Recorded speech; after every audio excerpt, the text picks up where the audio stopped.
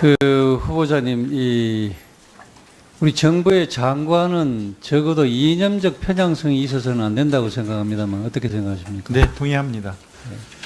특히 문광부 장관은 우리 문화예술 전 분야에 대해서 절대적인 영향력을 행사할 수 있는 위치이기 때문에 특히 이념적 편향성을 보여서는 절대적으로 안 된다고 생각합니다. 그런데 우리 도종환 장관 후보자에 대해서 많은 국민들이 그 점에 대해서 우려하고 있는 것이 사실입니다. 제가 질문 드리겠습니다. 먼저 화면을 봐주시기 바랍니다.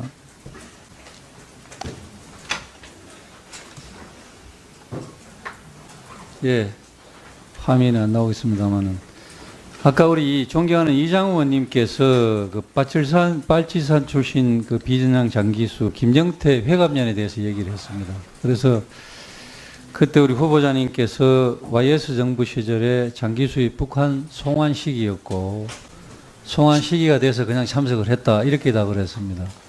그렇죠? 네, 실제로 송환했습니다, 그분. 예. 네. 그런데 김영태란 인물은 끝까지 우리 자유 대한민국의 전향을 거부했습니다. 그리고 북한의 체제를 끝까지 옹호했고 북한에서 칭송을 받은 그런 인물입니다. 알고 계셨습니까? 북한에서 칭송을 받는지 북한 그 이후에 이후의 행적은 잘 모릅니다. 돌아가서 끝까지 전향을 자유 대한민국의 전향을 거부한다고 본인이 이야기를 했습니다. 그래서 30년간 복역을 한 사람입니다. 그 점은 알고 있었습니까? 10몇 년간 복역하고 났다가 다시 잡혀 들어가서 그러니까 뭐 그 이후에는 무슨 이유로 잡혀간지 모르지만 실제로 자유 대한민국을 철저하게 네, 그래서 그 송환된 사람들이 다 비전향 장기수입니다. 네. 그런 사람의 송환 자리에 네. 참석한 것이 지금 생각하면 어떻습니까? 부적절했다고 생각하지 않습니까? 인도적인 차원에서 마지막으로 남쪽에서 한 일은 감옥살이만 뭐 편평생활 하고 정부에서 북으로 인도주의적 관점에 돌려보낼 때 마지막 밥 한 번 같이 먹는 자리 만들자는 게 시민사회 의견이어서 끝까지 자유 대한민국의 체제를 부정한 사람입니다. 네. 그리고 우리 후보자님은 북한에 총 7차례 다녀오신 거죠. 네. 예. 7차례인지 6차례인지. 예. 우리 한국인으로서 북한에 7번씩이나 간 사람은 제가 드물다고 생각을 합니다. 문학 행사를 위한 실무 준비 모임으로 아침에 갔다 저녁에 오는 개성공단에 갔다 오는 그런 일들이 많았습니다. 예. 그래서 8.15 민족 통일 대축전에 다녀서 방문기를 쓰신 적이 있죠. 방문기. 네. 예. 그 방문기의 내용입니다. 그 방문 소감을 평양에 가서 쓴 방문기 소감입니다. 네. 서울이 욕망의 빛깔, 온갖 현란함과 어지러운 빛깔, 유혹과 타락과 탐욕이 뒤섞인 빛이라면 평양의 빛은 그것들을 틀어버리고 담백한 자존심으로서 있는 성복의 빛이다. 이렇게 표현했습니다. 네. 지금도 그렇게 생각하십니까? 도시 전체가 회색이었습니다.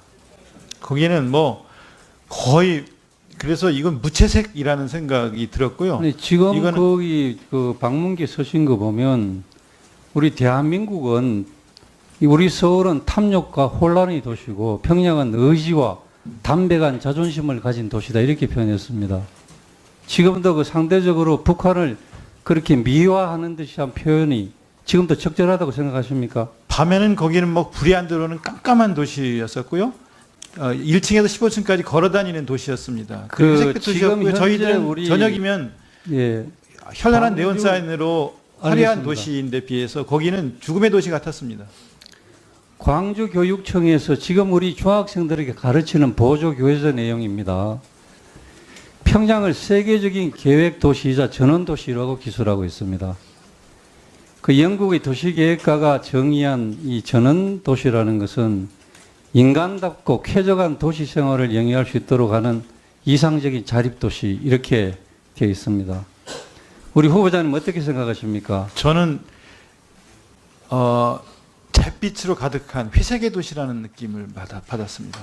그런데 지금 이 학생들이 쓰는 부교재의 내용을 읽어보면 우리 학생들이 평양이라는 도시는 대단히 살기 좋은 그야말로 전원적인 도시구나 이렇게 오해할 수 있도록 되어 있다고 생각하지 않습니까? 이건 뭐 제가 쓴 글이 아니라서 아닙니다, 어디에 나온 아닙니다. 자료인지 지금 모르겠습니다. 이제 이런 교과서 부교재를 쓰는 학생들의 교재입니다, 이게.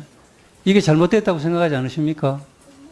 학생들이 쓰는 교재라고 그러셨습니까? 예, 지금 광주교육청에서 중학생들이 사용하는 보조 교재입니다, 이게. 네. 이건 뭐 이런 교재가 잘못돼서고 생각하신다면 교육부 장관한테 나중에 장관이 되시면 이런 교재는 사용돼서는 안 된다고 건의를 해주시기 바랍니다. 평양에 다녀오셨지 않습니까? 네. 지금 평양이라는 곳은 어떤 도시라는 것을 우리 후보자님께서 너무 잘 아시지 않습니까? 그리고 지난번 북한에 7차례 가셨을 때 만경대 김일성 성가를 참배하셨습니까? 330여 명이 다 같이 갔었습니다. 주체 사상탑을 방문하셨습니까? 그건 여행 코스에 들어있는 모든 데는 갔고 가지 말라는 데는 안 갔습니다. 조국 통일 3대 기념탑 방문하셨습니까? 안 갔습니다. 우리가 북한 방문할 때 당국에서 만경대 주체 사상탑, 조국 통일 3대 현장 기념탑 이것은 가지 말라고 합니다. 남쪽에서 그 남쪽에 정보계통의 분들이 그리고 같이 가셨는데요. 서지 않습니까? 남쪽에서 약속한 대로만 가야 된다는 게 제 생각입니다. 임의로 가기 전에 남쪽과 정부당과 약속하지 않은 곳을 가는 것은 문제라고 생각합니다. 저는 제 입장은 분명히 그랬습니다. 약속한 데만 가고 약속하지 않은 곳을 임의로 개인적으로 가는 행동을 해서는 안 된다는 게 제 그런데 생각입니다. 후보자님은 그 조국 통일 3대 현장 기념탑에는 간 것은 그 방문기에 쓰지 않았는데 안 갔기 최근에 때문입니다. 일부 언론에서 네. 방문했다고 도종환 후보자가 이렇게 네. 쓰고 있거든. 어느 게 진실입니까? 그 방문했다고 쓴 사람이 있으면 법적으로 다투겠습니다. 이게 이 사람이 지금 이렇게 잡지에다가 썼습니다. 네, 그 사람과 법적 소송하겠습니다. 제가 갔다는 걸 그 사람이 증명해 주기를 바랍니다. 예, 보충 질문 하시죠. 예. 자, 다음은 조승래 의원님 질의해 주시기 바랍니다. 예, 대전 유성갑 출신 조승래라고 합니다. 축하는 많이 받으셨으니까 아무래도 대통령께서 문체부 장관으로 발탁하신 데에는 정말로 큰 기대를 갖고 발탁을 했을 것이라고 믿고요. 그 점 깊숙하게 좀 잘 생각을 하셔서 정말로 장관으로서 역할을 잘 해줄 것이라고 저는 믿고요. 또 그렇게 또 기대를 하고 있습니다. 제 질의에 들어가기 앞서서 그 시인의 감수성과 시인의 상상력 그리고 중의적 표현들을 뭐 하나의 이제 이념적 잣대로 표현하는 것이 좀 적절한가에 대해서는 조금 좀 회의적이어서 그 부분에 대해서는 혹시 아까 그 혹시 못다 하신 말씀 있으면 혹시 추가로 하신 말씀 있으신가요? 어떤 부분? 평양과 관련된 단상. 예. 네. 평양에 2001년에 사회단체 대표들을 한 단체에 두세 명씩 해서 한 30여 명이 갔었습니다.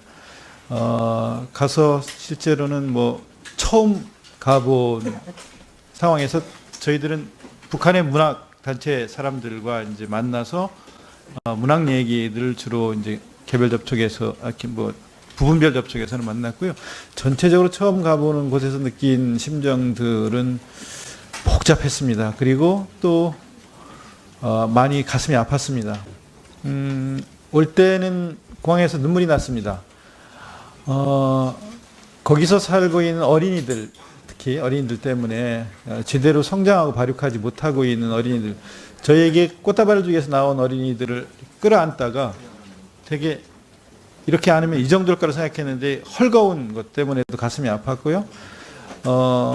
초등학생 정도 됐겠거냐고 물어봤는데 중학생이었습니다. 그래서 그런 하나하나가 예. 가슴 분단 현실, 또 그들이 처한 경제적으로 궁핍한 현실, 그러면서 이념적으로 이렇게 대치하고 있는 이런 현실들이 많이 가슴이 아팠었습니다. 예, 그리고 그 심정을 표현하신 거죠. 그러니까. 네네. 예, 네. 예, 예. 그리고 좀 전에 이제 김석기 의원님께서 질의하신 내용에 대해서 한 번 더 보충 설명을 드린다면, 지금 뭐 이렇게 보여주시면서 제가 3대 원장 기념탑을 갔다고 말씀하시는 분이 계시는데, 이 자리는 거짓말을 해서는 안 되는 자리지 않습니까? 그래서 제가 그거는 한번 또 여쭤보려고 그랬는데, 지금 그 어쨌든 그 보통 이제 정보기관도 다 동행을 하지 않습니까? 네네. 그렇게 해서 그 된다 안 된다, 되는 곳 안 되는 곳들을 다 정해서 가게 되어 있는데, 네. 그 통제권을 한 번도 벗어나 본 적이 없으시잖아요. 그렇습니다. 예, 그리고 그러면 그걸 된 저는 거죠. 예. 그걸 지켜야 된다고 예, 생각하고 그럼요. 가지 말라는 곳은 가서는 안 된다고 하는 생각을 가진 사람이고 실제로 가지 않았는데 어떤 증거를 가지고 저를 갔다고 모함을 하는 글을 쓰고 인터뷰를 했는지를 모르겠고요. 그리고 주로 저희가 다닌 것은 문학교류를 위해서 주로 다녔다는 말씀을 드리겠습니다. 예, 잘하겠습니다. 그렇게 해서 하고요. 그 후보자님, 우리 정부의 장관은 적어도 이념적 편향성이 있어서는 안 된다고 생각합니다만 어떻게 생각하십니까? 네, 동의합니다. 특히 문광부 장관은 우리 문화예술 전 분야에 대해서 절대적인 영향력을 행사할 수 있는 위치이기 때문에 특히 이념적 편향성을 보여서는 절대적으로 안 된다고 생각합니다. 그런데 우리 도종환 장관 후보자에 대해서 많은 국민이 적절했다고 생각하지 않습니까? 인도적인 차원에서 마지막으로 남쪽에서 한 일은 감옥살이만 뭐 편평생활 하고 정부에서 북으로 인도주의적 관점에 돌려보낼 때 마지막 밥 한 번 같이 먹는 자리 만들자는 게 시민사회 의견이어서 끝까지 포기가 자유 대한민국의 체제를 부정한 사람입니다. 네, 그리고 우리 후보자님은 북한에 총 7차례 다녀오신 거죠. 네, 예. 일곱 차례인지 6차례인지. 예. 우리 한국인으로서 북한의 7 송환 시기였고 송환 시기가 돼서 그냥 참석을 했다 이렇게 답을 했습니다. 그렇죠? 네, 실제로 송환했습니다, 그분. 예. 네. 그런데 김영태란 인물은 끝까지 우리 자유 대한민국의 전향을 거부했습니다. 그리고 북한의 체제를 끝까지 옹호했고 북한에서 칭송을 받은 그런 인물입니다. 알고 계셨습니까? 북한에서 칭송을 받는지 북한 그 이후에 이후의 돌아가서 행적은 국민들이 그 점에 대해서 우려하고 있는 것이 사실입니다. 제가 질문 드리겠습니다. 먼저 화면을 봐주시기 바랍니다.